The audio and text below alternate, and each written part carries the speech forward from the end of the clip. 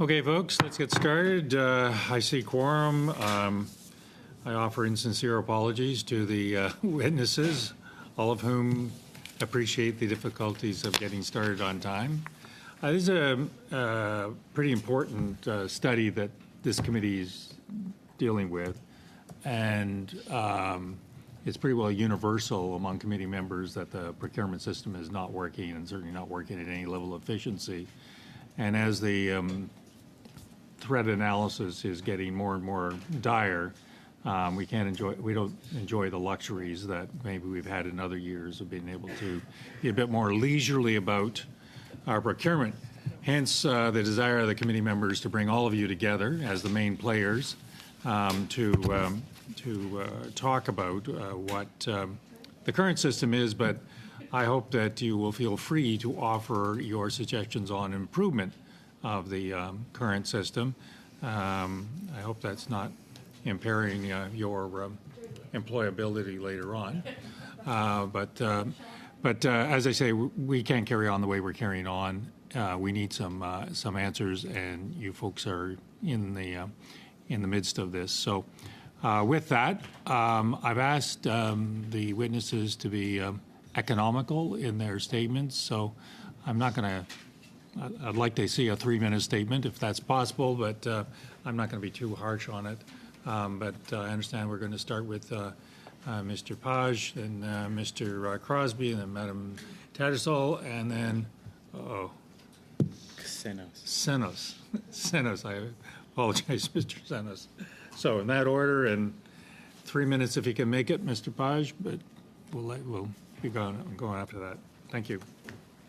Thank you, Mr. Chair, and good afternoon, Mr. Chair, committee members. My name is Simon Page. I'm the Assistant Deputy Minister of Defence and Marine Procurement at Public Services and Procurement Canada. Thank you for the opportunity to appear here today and discuss the impact of Canada's procurement process on the Canadian Armed Forces.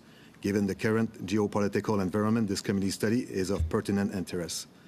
PSPC works closely with the Department of National Defence, Innovation, Science and Economic Development, ISED, and other key federal partners to ensure that it provides the procurement support needed to deliver the right equipment and services to the Canadian Armed Forces in a timely manner. Procurement processes are part of a system where smart and sound procurement principles such as early engagement, effective governance, and independent advice through open, fair and transparent solicitations ensure best value for Canadians and the federal government. PSPC chairs the interdepartmental governance committees established under the Defence Procurement Strategy and leads the stakeholder and industry engagement before and during the procurement process. It brings together all the key federal players to transparently consider trade-offs related to capabilities or performance, costs or value for money, the timely delivery of equipment and services, and economic benefits to Canada. Since the start of 2020, PSPC has awarded close to 2,500 distinct defense contracts valued at just over $29 billion. There are over 250 projects and procurements being managed at the moment within the system, all at various stages of maturity and progress. Le système fonctionne dans un environnement riche qui comprend. The system works in such a way that there are lots of laws, regulations, and policies and procedures as special agreements. There are a number of entrants that cover a large spectrum of a large scope, and it's very complex. There are all sorts of issues that are involved in this, and there's also the question of maintenance. The system, just like so many other government entities, is fluid and requires improvement and constant adjustment. There are also constant efforts that need to be done to improve the policies for procurement to make sure that it is less burdensome and that it continues to support our strategic goals and respond to all of the needs. In the initiative of specific optimization, there is an elaboration of various policies that is required, and cooperation is most important. And it is important to have everything in place to support that mandate. Engage. The effectiveness and efficiency of defense and marine procurement is a fundamental element in supporting Canada's positioning in terms of territorial protection, assistance to allied countries, and support for humanitarian aid at the national and international levels. To ensure the success of this initiative, the Government of Canada recognizes the need to prioritize, and so we have established a senior-level team to work on the broad topic of defense procurement and many of its elements in periphery. The purpose of this team is to respond to the new realities through novel approaches to acquisition, sustainment, and strategic industry engagement.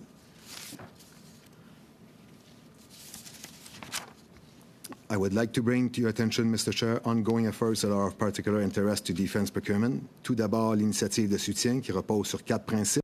It is based on 4 major principles: the optimizing of its resources and looking at economic fallout. Since 2016, there's been a lot of progress within this framework, thanks to the cooperation with the various stakeholders. And we've also looked at various ways to maintain this support. We are trying to continue to maintain our capacity, and we need a special approach to maintain our capacities, and we hope to get better performance and provide continued support to the industry. We look at the risks. There's also a delegation of power, and we want to ensure that we meet all of our contractual obligations and ensure that we go even beyond our contractual obligations. There has been a pilot project in cooperation with Treasury Board of Canada and DND. Thank you very much, Mr. Chairman, members of the committee. I would be pleased to answer any questions you may have.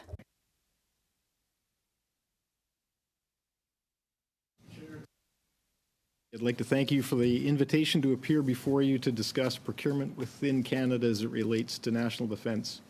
I'm Troy Crosby, Assistant Deputy Minister of Materiel at the Department of National Defence.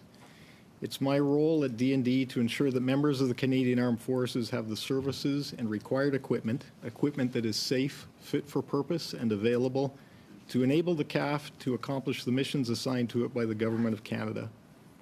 Les engagements pris dans le cadre de protection sécurité.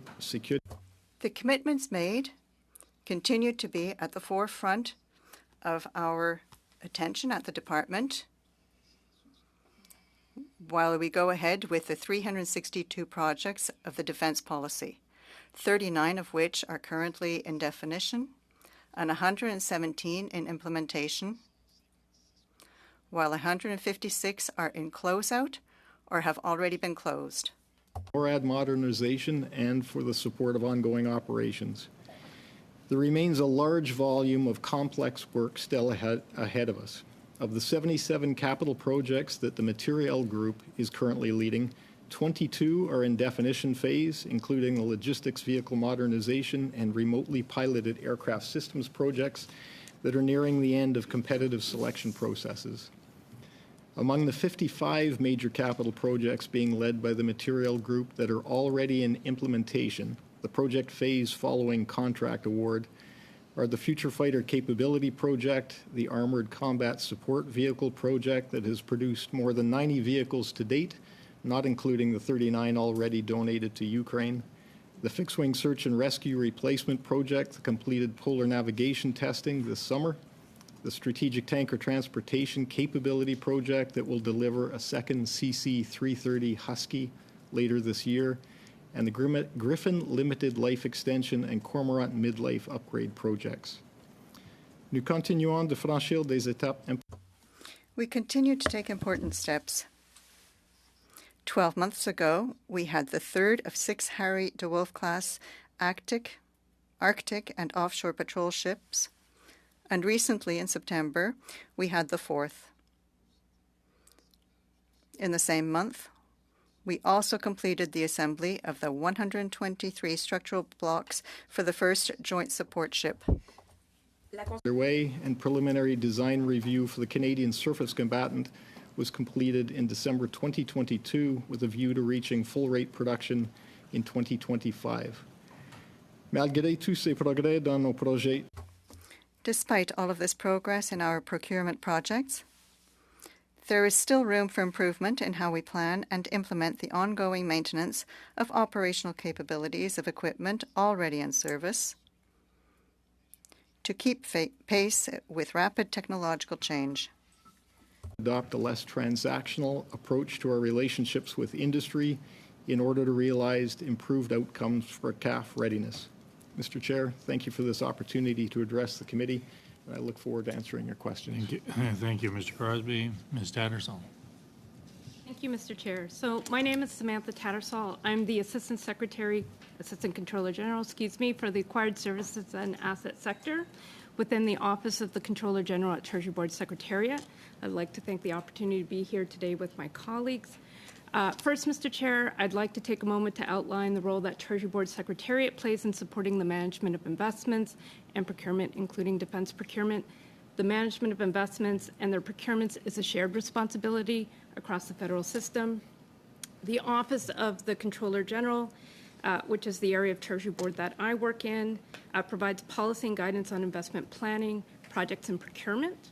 Treasury Board sets the administrative policy framework within which departments operate, and deputy heads of departments are responsible for ensuring that they have the right governance, systems, and resources in place to manage those investments and contracts.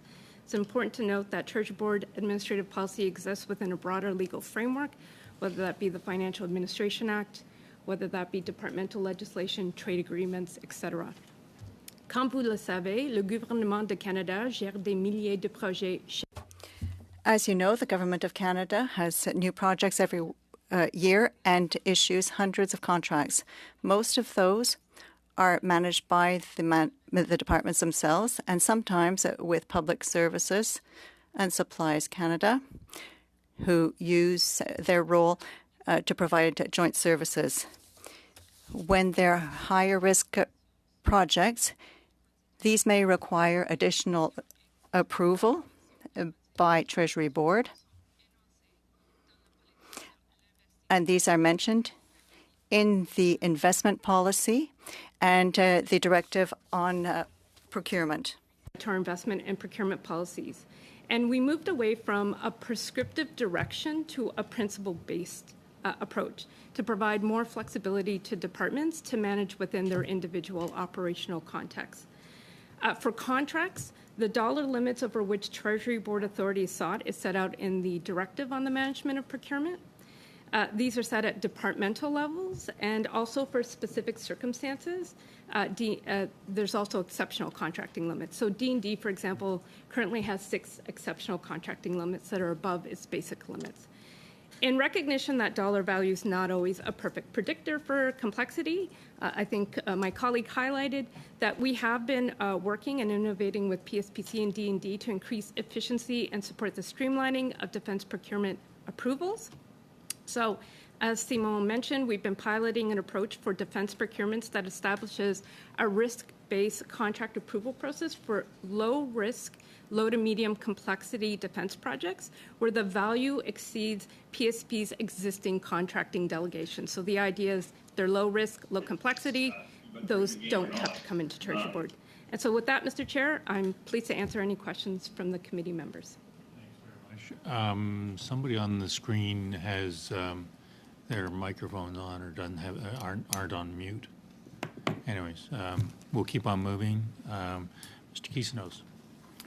Thank you, Mr. Chair, members of the committee. Thank you for the invitation. My name is Dimitris Xenos, and I'm the Director General of the Industrial and Technological Benefits Branch at the Department of Innovation, Science and Economic Development. Dans le cadre de la stratégie d'approvisionnement en matière de défense. As part of this strategy, it is important to look at some of the acquisitions of defense to predict economic growth in this country. To have a sustainable industrial basis, we have to have some widespread projects that will contribute to Canada's economy. Coast Guard projects over $100 million that are not subject to trade agreements or when a national security exception is invoked.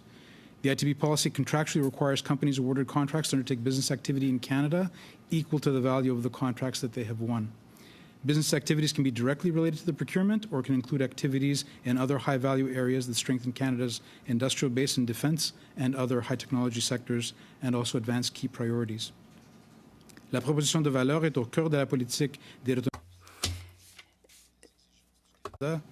We have to meet Canada's requirements when it comes to becoming ready for any event that occurs. We have to do careful market analysis, and we have to be involved with industry because they are also involved in projects with other departments, and we have to make sure that everything on the procurement front is in order. In Canada's key industrial capabilities, which include areas of established strength, such as simulation and training, and emerging technology, such as artificial intelligence.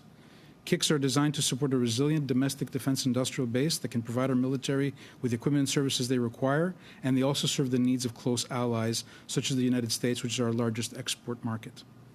En tant que ministère clé de la stratégie d'approvisionnement. As a key department for defense, we have to make sure that there's a lot of interdepartmental cooperation. We work with our partner departments when it comes to procurement. Our representatives are ready to prepare the proper approaches for good economic fallout. We work with various departments when it comes to make timely decisions. Canada's regional development agencies also play an important role in the process, and they work closely with businesses to streamline the identification of potential suppliers for major prime contractors. As a market-sensitive tool, the ITB policy does not prescribe with whom a contractor must do business. Étant donné que le Canada met à profit les approvisionnements. Since Canada supports procurement to make sure that there is good economic fallout, most of the entrepreneurs are very familiar with our policies and the connected obligations. It's an important tool to foster economic growth, support innovation, contribute to exports, and help maintain and build Canada's defense industrial base. Under the current portfolio, the ITB has resulted in nearly $44 billion in economic obligations associated with defense procurements, with $39 billion of that completed to date. Over 715 Canadian organizations are benefiting from the ITB policy, of which close to 65% are small and medium-sized enterprises. Nous ferons un plaisir de répondre à vos questions. Merci. We will be pleased to answer any of your questions. Thank you. I think, colleagues, if we're disciplined, we can get in 2 full rounds and maybe a little bit left over. With that, we begin with Ms. Shelby Nyman. Thank you. For your patience, witnesses, to be here today and with the delay of the start of the meeting. It's no doubt we live in a very unpredictable and volatile international threat environment, and our decentralized, complex, multi-departmental approach to defense procurement is unique, and it doesn't seem to be working. It's characterized by bureaucrats, hurdles, political influence, cost overruns, and delays in delivering major projects. So my first question is, the DND had $2.6 billion in lapsed spending last year. Is the bottleneck of defense procurement in other departments a contributing factor to DND's lapsed spending problem? Mr. Crosby? Thank you. Thank you for the question. I would start by offering that the budget forecasting that my organization contributes to at National Defense begins well ahead of the start of a new fiscal year and is largely focused on expenditures for delivery of equipment. We pay for, ultimately, the delivery of progress, for goods delivered, for services rendered. So we work with industry, we work through our contract forecast to understand what we think our financial requirements will be for the coming fiscal year. Whether or not we can actually deliver against those forecasts is largely informed by industry's delivery. Now, industry is not in that on its own by any stretch. There are countless decisions that have to be made through a contract deliverable.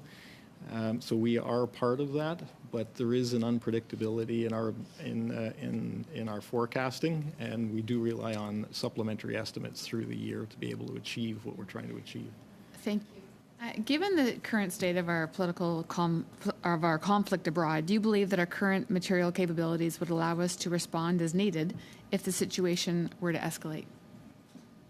Mr. Chair, I think the question is better actually responded to by the Canadian Armed Forces. We respond as the material group to requirements that are identified by the Canadian Armed Forces, whether it's the consumption of ammunition, the need for spare parts, these sorts of things. We work closely with them. My organization is responsible for providing that in-service support. Perhaps then we could, I could have you comment. A recent Canforgan announced that the federal government is going to cut at least $1 billion from the already underfunded defense budget. General Eyre characterized this announcement as difficult. So, Mr. Crosby, can we have your assurances that this announcement will have no negative effects on the DND's ability to support the CAF's operational capacity and on DND's ability to procure the kit our troops need to do their jobs effectively and safely? The work is underway currently, Mr. Chair, to look at how DND can ensure that we're being as efficient as possible with our spending. There have been some specific areas that have been looked at to date. Travel has been mentioned. There are others. That information is now being rolled up and will be provided as advice, and we'll wait for decisions to be made and then implement those decisions.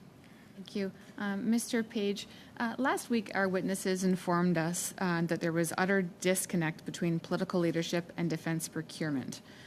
How has political leadership, or the lack thereof, impacted the ability for procurement projects to be completed in a sensible period of time?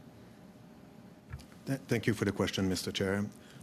We run all the procurement processes within the defense procurement strategy apparatus, and I described it in my opening remarks as a system. And it's a complex system, but it's an effective system, and it's a system also that is benefiting from a very rigid known governance where all entities come at the table and discuss specific procurements in a very synchronized fashion, issues by issues, really trying to optimize the output.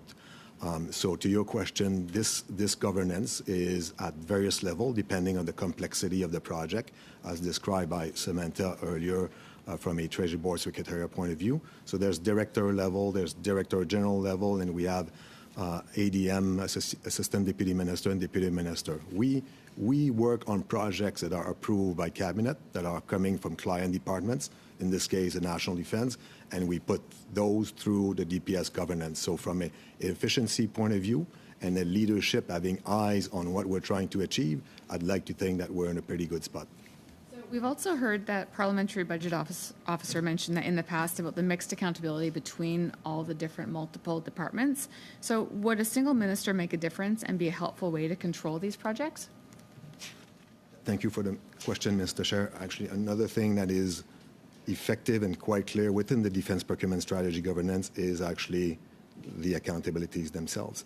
So for the set of policies, procedures, process, laws that we operate under at the moment, the discussions that we have, the accountabilities that we have within this governance are known. For every project coming our way, there will be a discussion on requirements and performance. There will be a discussion on value for money and cost, and there will be a discussion on economic benefits for Canada. Independently of the complexity of the project, these accountabilities are known and they're discussed in a very structured fashion. Thank you. Mr. Fillmore, 6 minutes, please. Thank you, Mr. Chair, and thank you very much to our guests today. To the entire panel, the chair set the tone at the beginning of the meeting in stating that I think there's consensus that something needs to change in the way that we're doing defense procurement in the world. The very excellent analysts that support this committee researched models that are existing in countries all around the world, and they range from models where each branch of service is responsible for its own procurement, where simply the Department of Defense is responsible for its procurement, where there might be an executive council of government responsible for defense procurement, or where there might even be an independent external civilian committee that or organization that looks into procurement. But the point is that there are many, many different models, but Canada is unique. There is no other country that seems to have the dispersed accountability, if I could call it that, that Canada is using. And I noted in each of your opening remarks that you use most of your time to talk about the way that you're doing things now and just sort of describing current processes. And there was discussion of a pilot. I did hear that. But I kind of want to take your temperature on Having worked in bureaucracies myself, I know that bureaucracies sometimes are naturally resistant to change. Maybe not individuals within them, but the collective is sometimes is resistant to change. To take your temperature on hospitality to change, and then in particular, if you see any pitfalls or benefits to some of these other models that have not dispersed accountability. And I think Mr. Page, I would start with you. Thank you very much for the question, Mr. Chair. I think before I answer the question with specific pieces, for me, I'm an engineer, so I look at things in a very, maybe I'm a computer engineering in a very binary fashion. So defense procurement is being labeled as a whole bunch of things, but there are pre-defense procurement things. There is what I call pure and raw defense procurement and the defense procurement processes. And there is post-contract award implementation procurement stuff, which I think ties along well with the money being lapsed question that we had earlier. Each one of these things, we want to characterize them as defense procurement. That's fine. So starting with that as a premise, I think each one of those entities would benefit from improvement. And I had that a little bit in my opening remarks, that this is a system. It's a complex system delivering complex equipment, and it does need improvement on a continuous basis to make sure we keep up with things. So I'll mention 3 items for me where personally I think the system would benefit from improvement, and I'll let room for my colleagues to weigh in also. The first one is actually in the pre-procurement basket.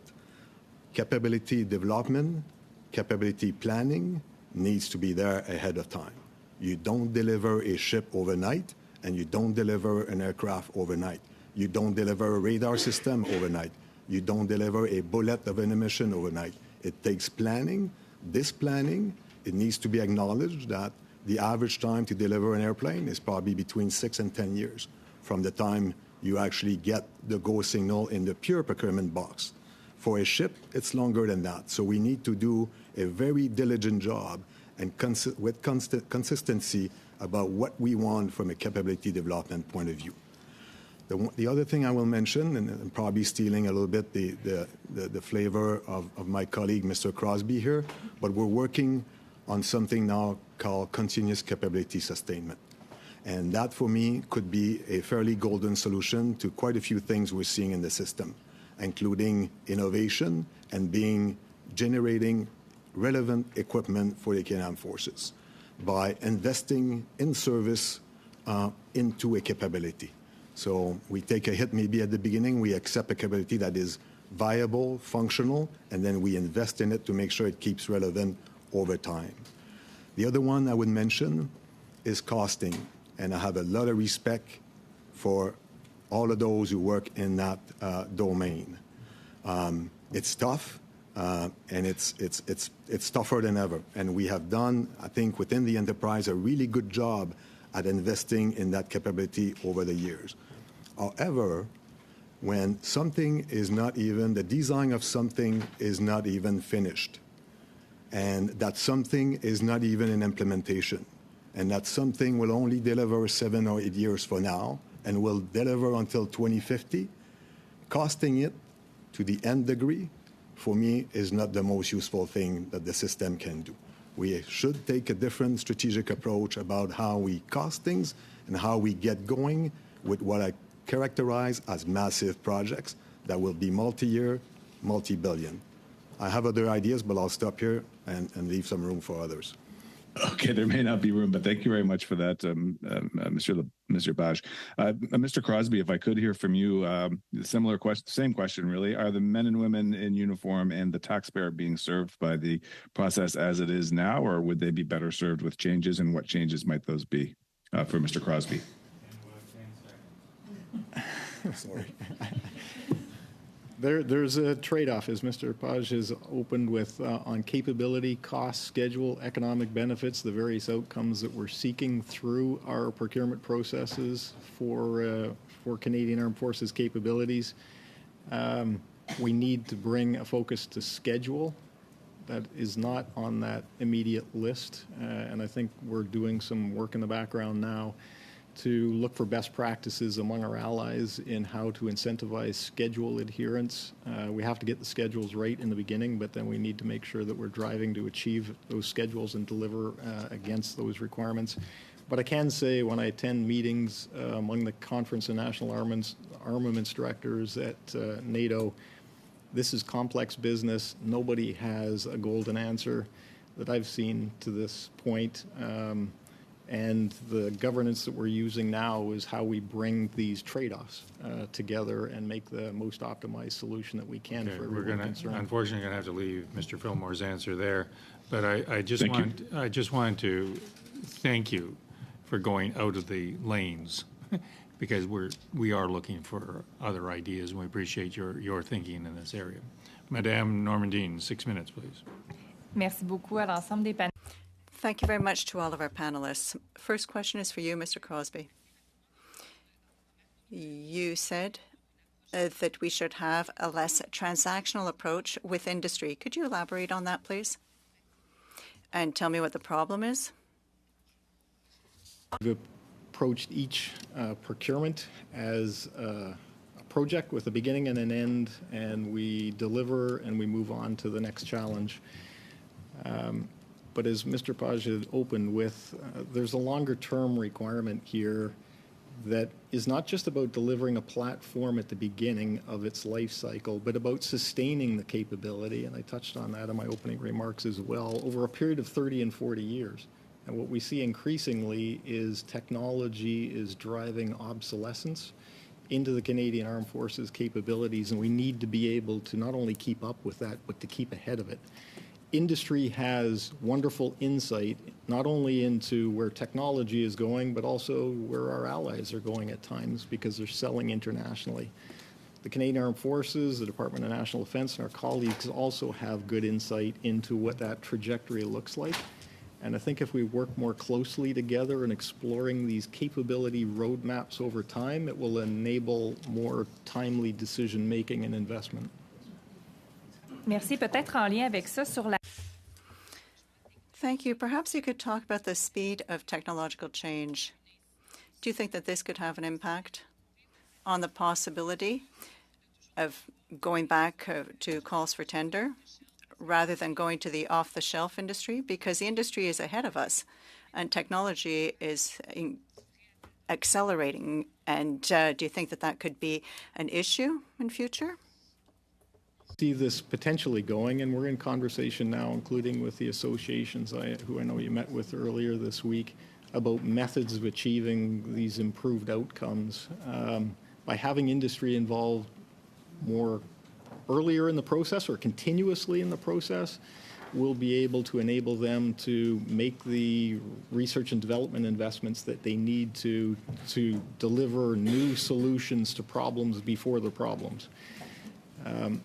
We'll also then potentially be in a position to release capability incrementally over time rather than waiting till we have a challenge and creating a project which we only then begin, and it takes a fair amount of time because of the complexity to get through the project. Again, ideas that we're exploring now. Merci beaucoup. Et je ferai du pouce sur la... I'll segue into technological development, and I have a question for Mr. Sinos with regard to the industrial fallout and with these multiplying factors. We tend to look at R&D, but don't you think we're losing control with regard to defense when we're talking about we want the industry to develop because we let them decide what R&D they will do? So we're kind of losing control when there are some things that are imposed, and it seems to me that we're not ensuring that obligations are being met. Thank you very much for that question. Indeed, the proportion of the industrial portfolio that includes R&D projects is much less than procurement and development of technology providers. Most of the portfolio, well, it's mainly agreements with Canadian companies to provide services to add to the global value chain. When there are investments in R&D, these are targeted on SME activities and to post-secondary schools. So it really is to give the decision makers to have more information about the activities being carried out by those partners.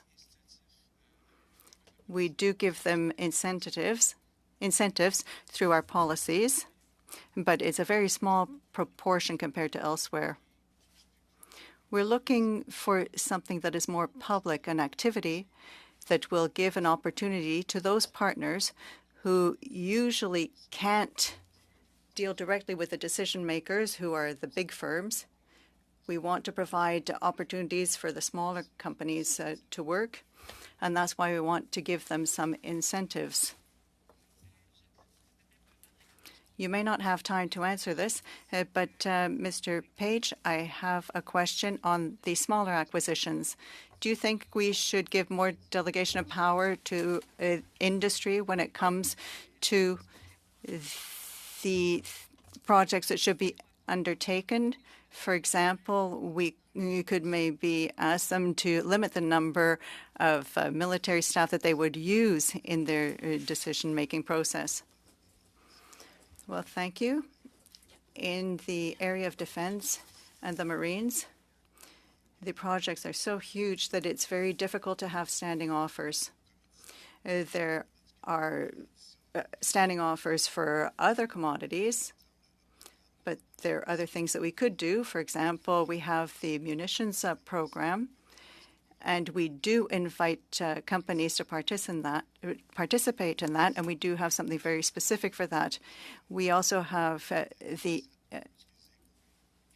industry holder capabilities that can be used for some procurement, but sometimes when the department says that it's time to start the pure procurement process, the default option is to have a competition. And if we don't have a competition, then we have to justify our position. Unfortunately, that's the policy that we have right now.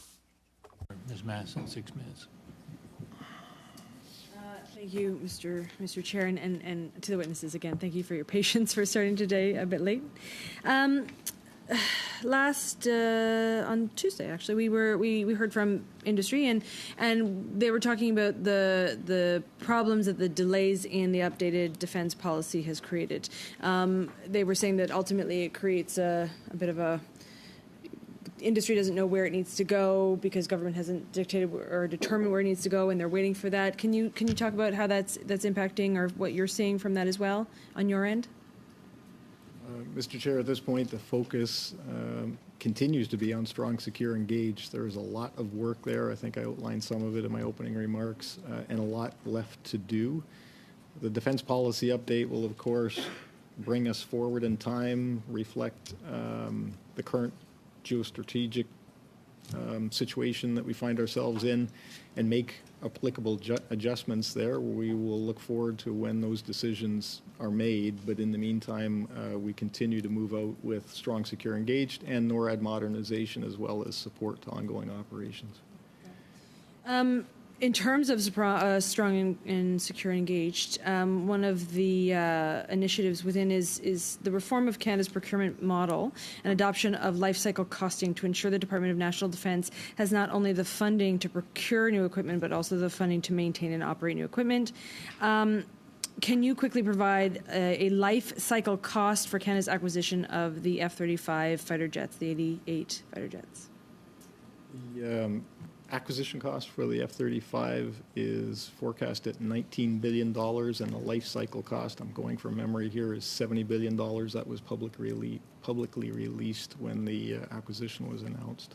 Okay. So, following up on that, though, interestingly, just on September 21st, the United States, their Government Accountability Office, came out with a report on their F-35 program, stating that the life cycle cost for America's fleet will amount to $1.7 trillion, which is $680 million per aircraft.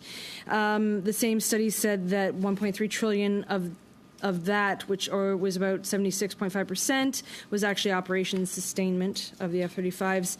And then there are more stats, of course, coming out about mass deployment being required. They only have 55% that would be usable of those F-35s, and a lot of that time is required, or a lot of time is required for maintenance. Now, the report talked about Lockheed Martin's price gouging and stated by 2036, the F-35 project will be unaffordable for even America's defense budget. So, I mean, this is really quite concerning, of course, to hear, considering we're going into a massive purchase. And by America's own watchdog numbers, that life cycle cost is far outweighing what they even believe that they can afford. In addition to that, we know that this is happening on American soil. They're doing their own updating and maintenance there, which would heavily impact Canadians in terms of that wait list. So first, and I know that the PBO is supposed to do a life cycle costing, anxiously awaiting that, but can you talk to this committee about the fact that could be a potential problem, what you foresee, how your department is trying to ensure that we won't fall into a lot of those same problems? Mr. Chair, we participate actively in the governance committees that our allies who are part of the production sustainment follow-on development memorandum of understanding for the F-35 are part of. We attend those meetings. The power of that collective voice with industry, I can't be understated. I think we're quite fortunate to be working alongside close allies who have similar motivations as their own to make sure they're getting value for money and delivering readiness for their armed forces. It's something that we will need to watch. There are some choices that can be made along the way in terms of capability enhancements that will be brought to the F-35 over its life cycle. But at the same time, I can assure you that all of our allies are focused on making sure that we're getting the best value for our money. But what mechanisms are in place to ensure that we don't fall down that same problem that the Americans clearly have now? Are there things within the contracts and the negotiations? I mean, I know that we have to be careful about talking about them, but are there mechanisms within to protect us from that?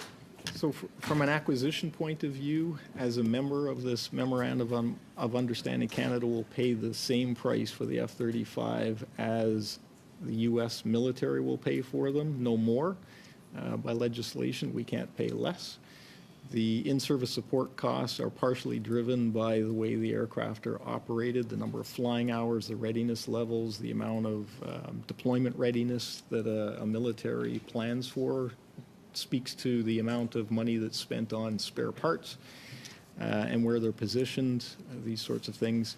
So we have autonomy to match our operational requirements in our environment, but the fundamentals are the same. But if the Americans are being gouged, as stated by their watchdog, how do we ensure that we are not equally price gouged?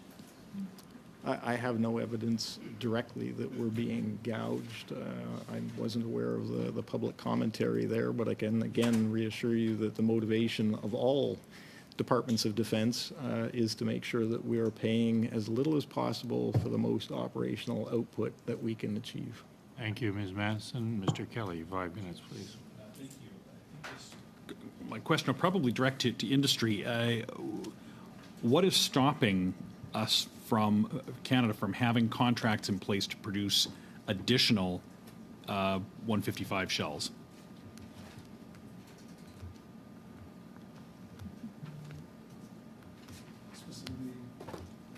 I think the pause is almost telling. I mean, what is stopping us?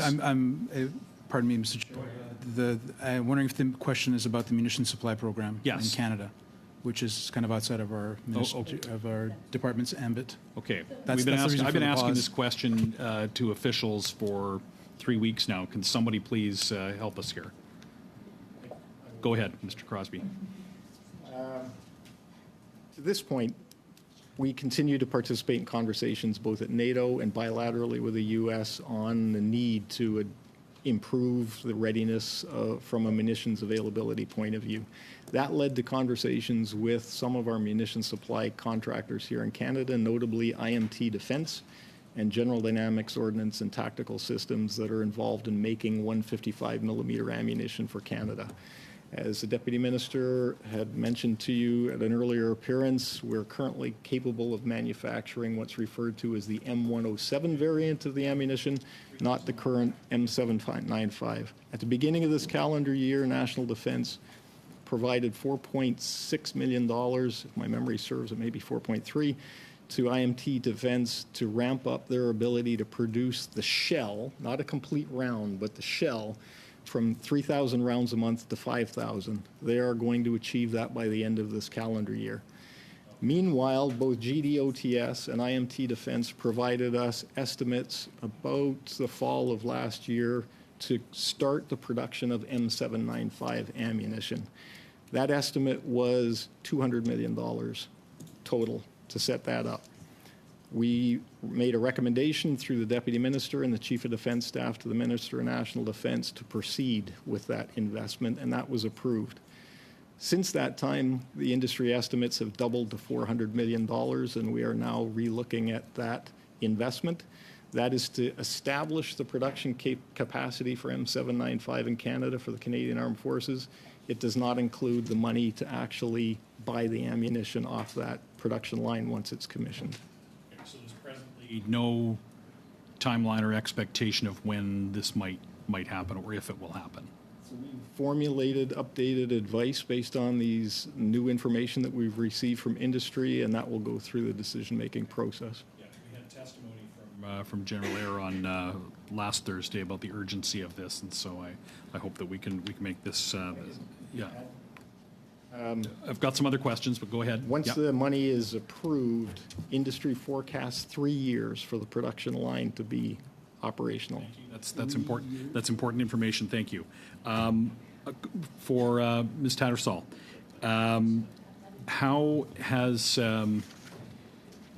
how did media reports have stated that there was a $450 million addition to the Irving for the renovation and improvement of the Irving dock. This type of subsidy is prohibited under the shipbuilding strategy. How was that funded?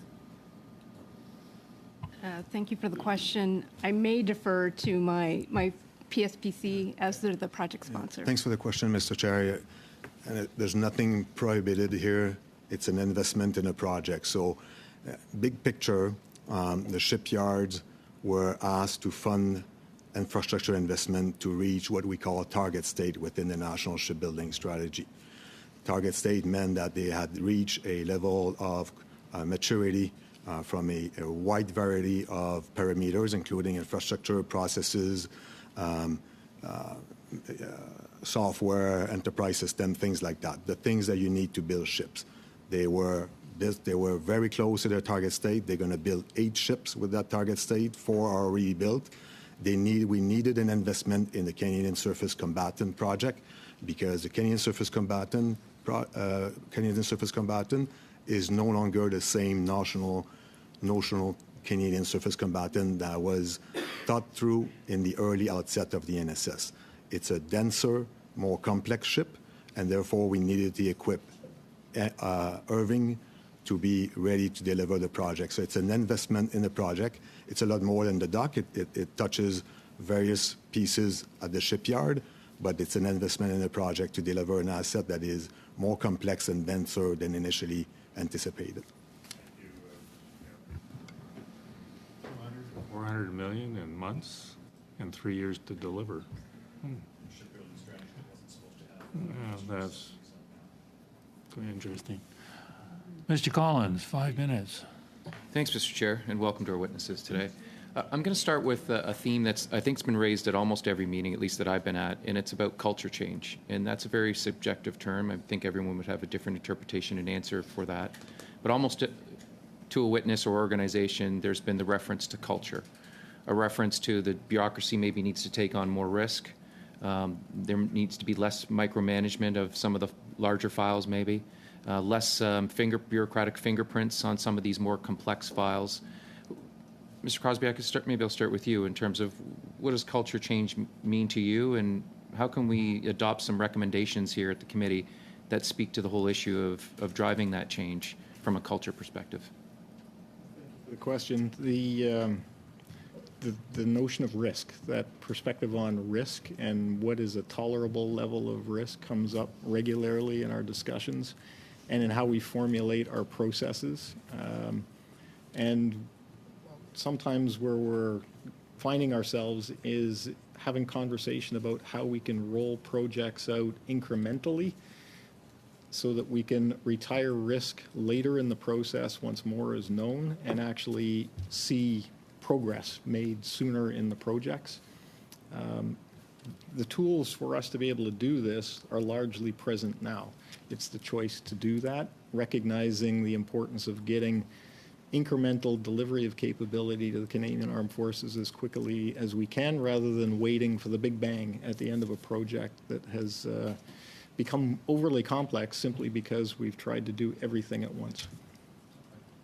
Thanks for that. Mr. Page, maybe I can ask you along the same lines. You talked about those trade-offs in your opening, and you've referenced them several times now to the committee. Former Deputy Minister of Defence Richard Fadden was before the committee, and he talked about some of those trade-offs, and he said, maybe we might want to consider pushing the pause button on transparency to some extent in a structured way in order to speed up the process. What are your thoughts on that in terms of having to make a choice between some of the principles and policies that are embedded in the procurement process, and the only way to move things forward a bit quicker might be to take some of those policies off the books? Thank you for the question, Mr. Chair. Maybe again, two key components for me about this culture, because I think, and I'll go back to my previous statement about pre-procurement, procurement, and post. And I'm actually quite, intrigued by the reaction here about the 3 years for the ammunition. So I think I will touch on that a little bit. But first, I mentioned earlier when I answer another question that our default position within the system right now is we compete everything. So the policy, client sends me a procurement, default position, compete. If we don't compete, it's a sole source justification that needs to be debated to a good degree of discussion.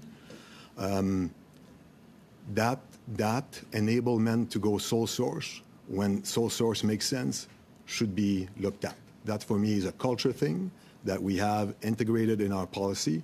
We need to break that a little bit, and being empowered to be able to make decisions when a competition does not make sense and is not really the way to go for very obvious reasons, and we would have other mechanisms to deliver more effectively, usually meeting schedule. Cost is a different discussion. Then I think the other thing is I still want to touch about the pre-procurement activities. Pre-procurement activities and planning. If you don't plan, industry is industry. We need to understand industry. We also need to empower them to deliver for us. So that's the one thing I don't think we do that super well. I think there's some improvement there, and one of the initiatives that we have will look at that. But if we don't know we're going to need a specific 155 millimeter bullet at some point, and we expect it to be on the shelf a month from now, then we don't have a good appreciation for the system and what we're trying to deliver. If you want to deliver stuff on time, start planning on time. You'll get it on time. The speed at which ships can be built is known. The speed at which you can purchase aircraft is known. We need these items to transit through the machine at the pace for which that will enable no capability gap and timely delivery. And I get all that. That's all driven by policy, right? So in a perfect world, things run very efficiently. If we're at the start of the process, we're efficient, right through to the end and everything, the stars align and that thing gets through quickly. Obviously, it's somewhere in the system within the policies that we have in procurement. Some of those policies are holding things up. And I guess my direct question would be to any of you, what policies do we take out to speed things up? What would you be comfortable with, understanding we need a level of transparency? What do we start taking out to speed up the process? Specifically. That's an important question, and I hope some of you will reflect on it at some point, but we're out of time. 2.5 minutes, Madame Normandine. Sorry, Chad. Merci beaucoup. Mr. Page, perhaps you could say that the fallback position is supposed to be competition. We saw what happened with the multi-mission aircraft. We were looking at 2032, and then we were going to bring in the deadline, and it's going to benefit Boeing.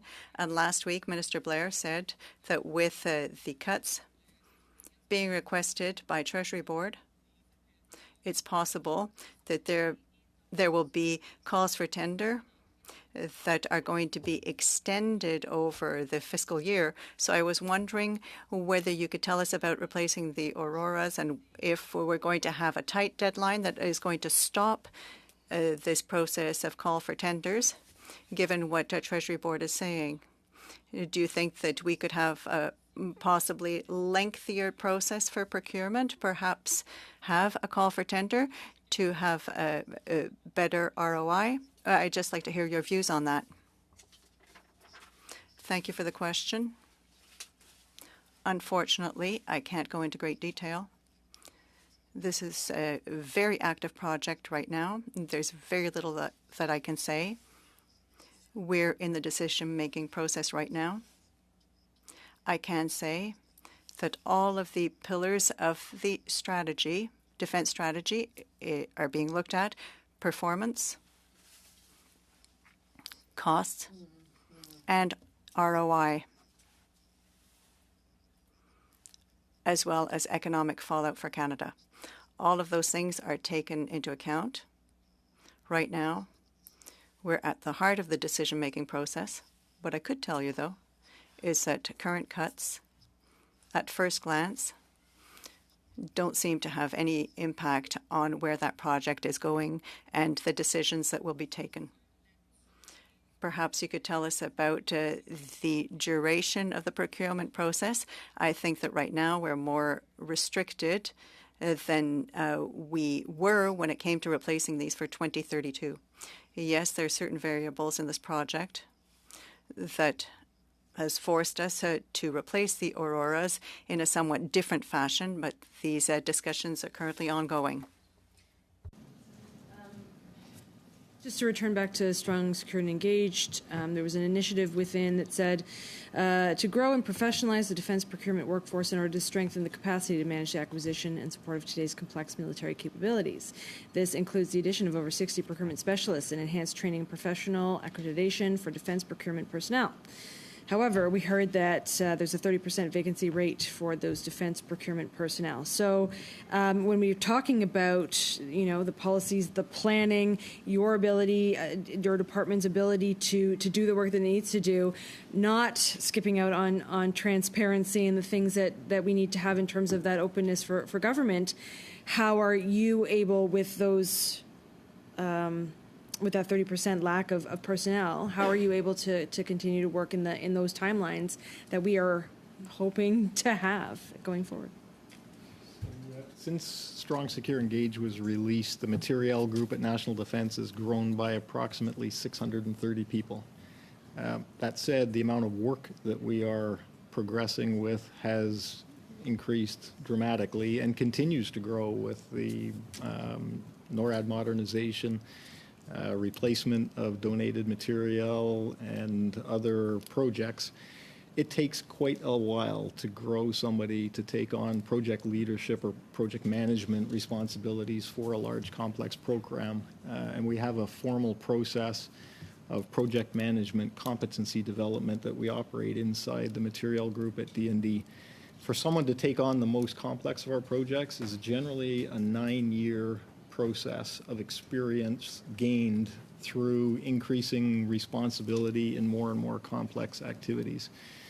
So we are always feeling the pressure to make sure that we have the people that we need. We are continuing to recruit. We've just launched actually an academy, we call it. It's not actually a building, it's a concept for procurement specialists within the group so that we could have the people that we're going to need to take on even additional work. In terms of the 30% shortfall, it's important to recognize that our organizational charts for a project are established at a moment in time at the beginning of the project, and they represent the high watermark for the number of people who would be required, all the specialists. But not all of the specialists are required all of the time. Right now, despite the shortfalls from a numerical point of view, I have no projects in my organization that are reporting red for human resource availability. There are quite a number reporting yellow. They feel the pressure. And at times we do find ourselves challenged to find very specialist subject matter expertise that is required at a moment in time to move a particular project forward. We're going to have to leave the answer there. Thank you, Ms. Masson. Mr. Bazan, 5 minutes. Thank you, Chair, and welcome our witnesses to the table. Mr. Crosby, it's good to see you back here again. We've had a number of witnesses come in here, including ministers and chief defense staff, talking about needing to move industry in Canada onto a war footing. Things are dangerous in the world right now with what's happening with war in Europe, and of course the geopolitics getting played in the South China Sea and in the Strait of Taiwan. So, are your departments on a war footing? Have you guys done any changes to move Canada onto a war footing? My organization responds to the Canadian Armed Forces priorities from a procurement point of view and for the in-service support to the fleets that are assigned to operations. From a project perspective, we continue to come back to that. In the case of op reassurance, we have moved out quickly on urgent operational requirements that the Canadian Armed Forces have identified. We have to fight with what we got, and we need to replace what we got. So what are we doing to expedite the process of procurement, which is a study here right now, to make sure we get the kit that our troops need? In the case of the urgent operational requirements that I just mentioned, there's 3 of them. The RF request for proposal have been released. We see us being able to get through the procurement processes and deliver capability by the summer of 2020, mid-2024. And it comes down to, in those cases, being very disciplined in identifying the requirements that are needed for those operations, which is... So we talk about national defense. One of the complaints has been that too often we do too much Canadianization. What are we doing? And shipbuilding is a great example of it. We still, here we are, 12 years down the road on the surface combatant, we still don't have a design finalized. What are we doing to make sure that we are trying to limit those types of interferences that slows down procurement? On a case-by-case basis, we can avoid any type of quote-unquote Canadianization, but in other cases where we're looking at long-term platform requirements that we're going to have in service in Canada for 30 years. But we may not have the time in the world that we live in today to Canadianize all those platforms.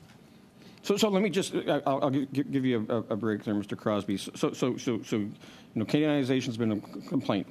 Over at Procurement Canada, we've already talked about the culture of risk diversion. So what are we doing at Public Services Procurement Canada to address the need to move onto a war footing and to limit the amount of risk aversion that we face? Thank you for the question, Mr. Chair. It's a tough question because I wouldn't say we're not doing anything hard specifically.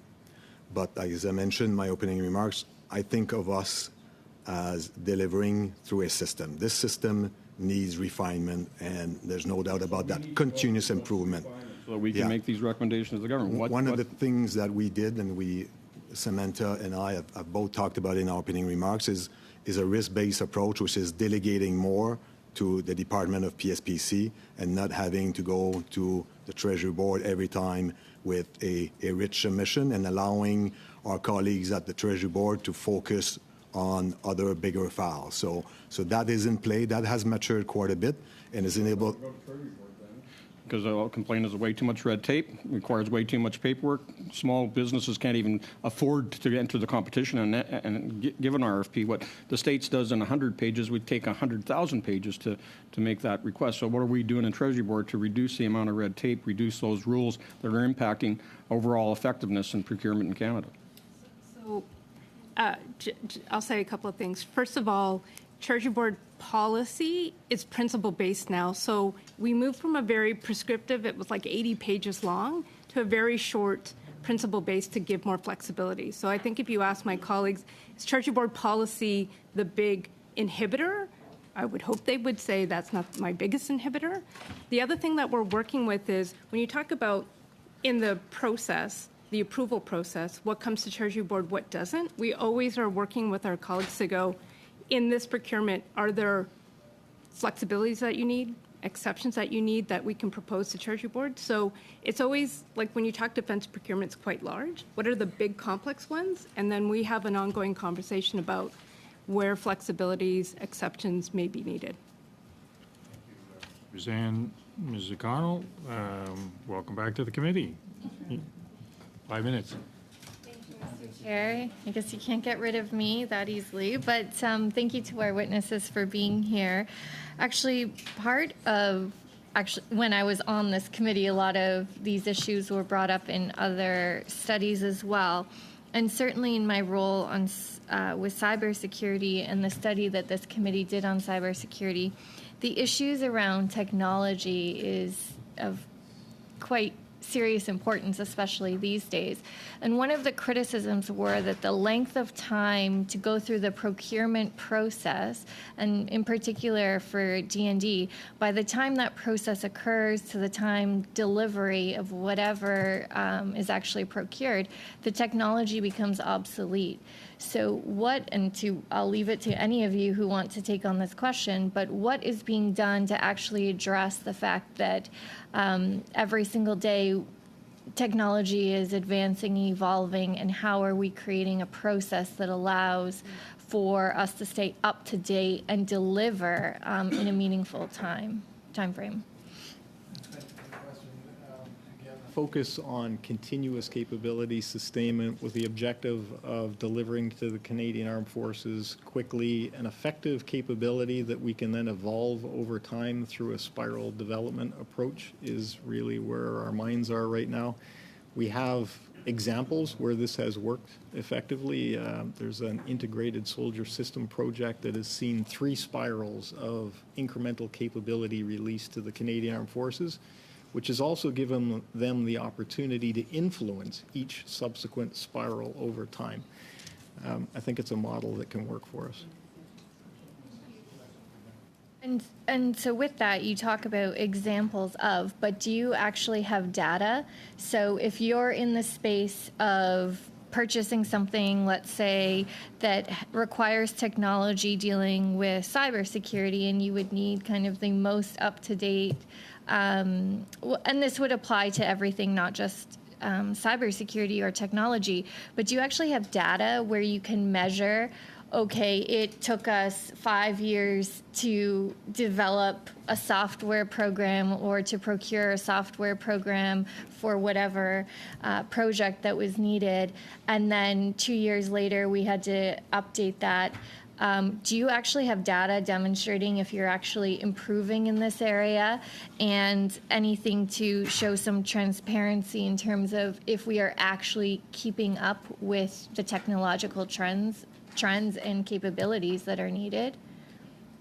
We have conducted a review of the procurement process as it transitions through its major phases: identification, options analysis, definition, implementation, and where the time is spent depending on the complexity of the projects. There's quite a few variables that play out there, and some of the policy changes and enablers that we've seen brought in have not been through enough projects yet to be able to measure whether or not they're having a serious impact statistically that we could demonstrate, but anecdotally we do see progress. So if this committee is going to make a recommendation, are there certain categories, again, for the point of this question, and it could be related to others, but are there categories or are there recommendations that we could actually make to ensure that we are not taking so long to procure something, but that by the time we receive it and are able to use it, that it's out of date?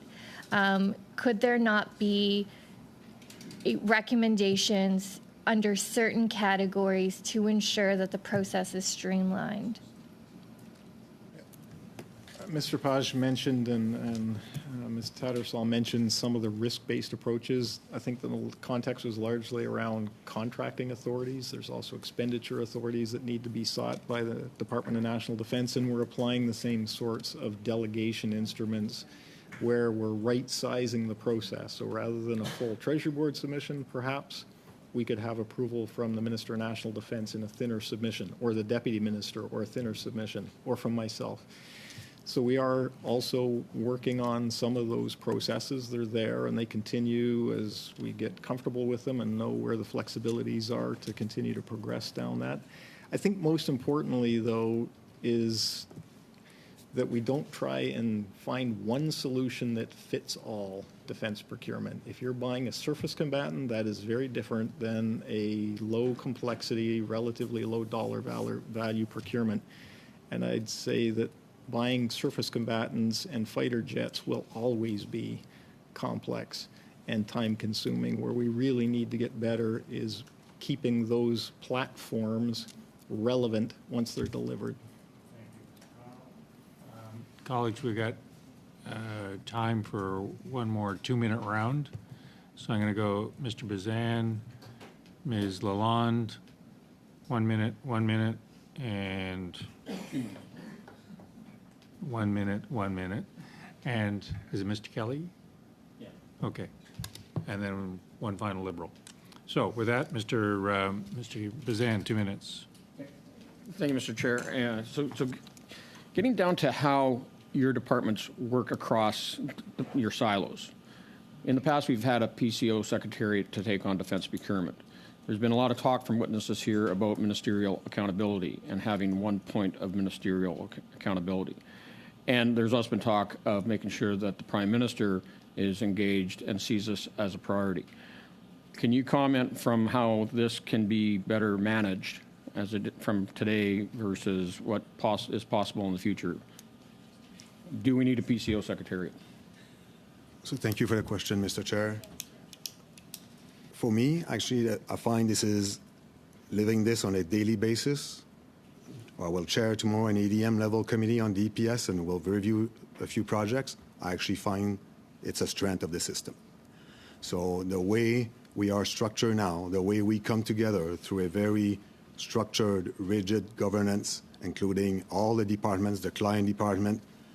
I said PSPC, we're kind of the glue in PSPC in this governance. We're bringing the different trade-offs that have been mentioned at this table together, and we have really good discussions about what needs to be done. I remember the days where this governance did not exist, and we didn't talk to each other. So now we talk to each other a lot, 2 or 3 times a day, governance formal, and we have central agencies fully integrated. Then the reporting upwards, then how engaged are your deputy ministers at that level? Because they ultimately are the next level up. Every month, Mr. Chair, there's an ADM level committee on defense procurement. Once a month. DM every month, so that's 12 a year. There's DG level consultation. It works. For me, it works. The synchronization with what we need to do is there. When we need to engage ministers, we're all at the table, and we make sure that PCO is there also for higher consultation as required. Thank you, Mr. Bazan. Ms. Lalonde, 2 minutes. Madame Lalonde. Thank you very much. There's been a lot of confusion at this committee around the proposed spending reductions. As I read the budget, and I'm sure my colleagues enjoyed it very much, it says clearly that these reductions won't affect the Canadian Armed Force. It stipulates specifically. My understanding was that this is looking at executive travel, and I think there was a spark of conversation here in a management consultant. Could you help provide some clarity on the decisions, please? Sure. Thank you for the question. So you're correct that the spending reviews are looking at, the refocusing of spending is looking at professional services and travel. There is a look at operations and transfer payments. I think it's been clear that savings from underutilized spending will be shifted to other priorities, so it is about refocusing. In terms of So in terms of the CAF, what is excluded is Canadian Armed Forces salary expenses, operating expenditures except professional services, and expenditures related to deployments and relocations. So that would be meaning that from an operation and what our CAF member are requiring and needing, any decisions that's being made would not have this impact. What I would say is that each minister has brought forward proposals. Those proposals just came to Treasury Board Secretariat a couple of days ago. Those proposals are being reviewed. No decision has been made, so those decisions are still to be made. On 1 minute, Ms. Normanton. Merci, Monsieur Crosby. Vous avez Thank you, Mr. Crosby. You said that it would be pertinent to involve industry throughout the entire acquisition process. But right now, we do have some expertise, for example, in aerospace. Would it be good to have a policy for aerospace as to stimulate growth, initiative, and to be part of the discussion? Industries Association of Canada is quite focused on an industrial strategy. What we do provide is insight to the investments the Canadian Armed Forces are going to require. In the case of Strong, Secure, Engaged, there was a list of everything where there would need to be investment over time so that industry would have the foresight to be able to position themselves to best pursue that. Beyond that, there would be other elements that might form part of an industrial strategy, but it would be broader than just impacting national defense in some cases. Ms. Maths, in a minute. 1 minute. Last week I asked the Deputy Minister Matthews about the analysis done for facilities maintenance at bases and where there are inadequate checks and balances when we're outsourcing those contracts. What are the types of analysis done at other departments for small to medium maintenance contracts that D&D can learn from a PSPC point of view? Thank you for the question, Mr. Chair. This doesn't fall under Defense and Marine, so the way the bases are supported is more of an infrastructure, real property question, not Defense and Marine. I don't have the information to answer your question. Fair enough. Mr. Kelly, 2 minutes. Well, thank you. Mr. Page, during your opening statement, you said something kind of interesting that I'm not sure I understood fully. You talked about the need for a less transactional approach with industry. Or sorry, it was Mr. Crosby that had said that. Industry has said we need firm contracts, we need certainty, we need 20-year deals because of the investment required for in that example we were talking about the munitions. What did you mean by that? Like, what would a less transactional approach that would make procurement work more efficiently and help us to achieve the defense needs of our country more quickly? Thank you for the question. Ultimately, when it comes to acquiring ammunition, for example, there's an order that needs to be placed. There need to be contracts signed so that the material can be ordered by the supplier and it can come together and be assembled into an end product. The less transactional notion is more applicable to ongoing support of an aircraft, an armored vehicle, or a ship than it would be for actually, ammunition is considered by us as a consumable, not something that we sustain. So that would be delivered through transactional contracts. Okay. If I've got a final minute, maybe I'll have a last comment. I know that you did say in the opening statement about so the system works, that it does what it's supposed to do and what it is required to do under law. And yet we have these extraordinarily long procurement problems. Like, for example, the shipbuilding strategy, we're more than 10 years into it, we don't even have a design yet. What would it take to, is that acceptable, first of all? And secondly, what changes would have to be made to get things going more quickly? I mean, this is probably a question for everyone because everyone may have a view on this. Maybe I'll touch on this one, on the transactional piece, because I believe the continuous capability sustainment, which we have described to the committee, could actually empower industry in a very meaningful way. The contract itself could be reshaped with a different mindset, being less transactional and empowering industry to keep the capability not only in good shape, but keep it relevant and technology adequate. Am I? Okay, I'm sorry. Keep on going. I think this is I'm going to just, my time. And you are, this is kind of some of the meat of what we are hoping to get out of you.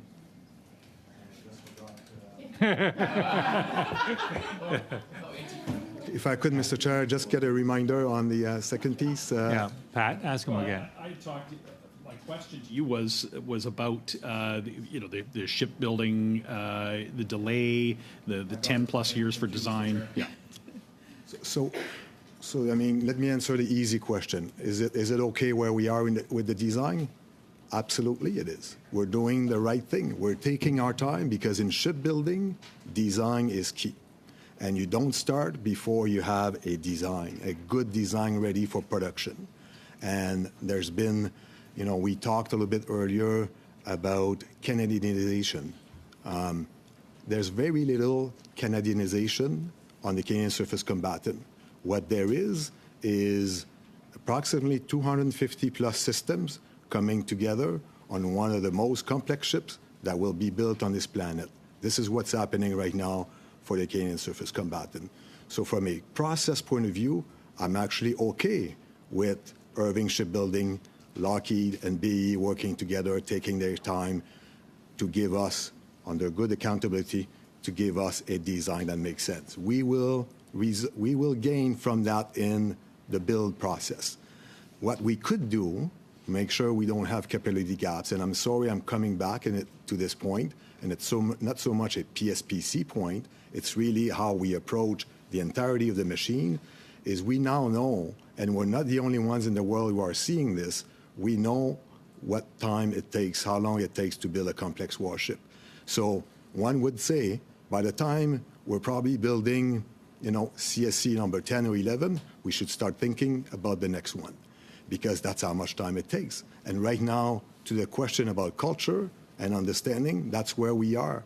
Delivering complex systems for the Canadian Forces takes time. There's no store called complex systems for the Canadian Forces. We need to work with industry, make sure we prepare, and that we have the adequate time to deliver. Thank you, Mr. Kelly. And I guess you've hit on the nub of the issue.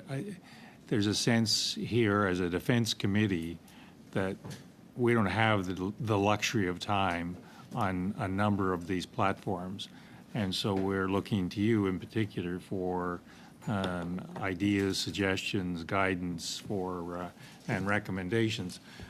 Colleagues, I haven't talked to colleagues about this, but this panel has been very insightful, delightfully insightful, and I thought very useful. And we haven't been able to have the full time with you. We may be calling you back. Yeah, to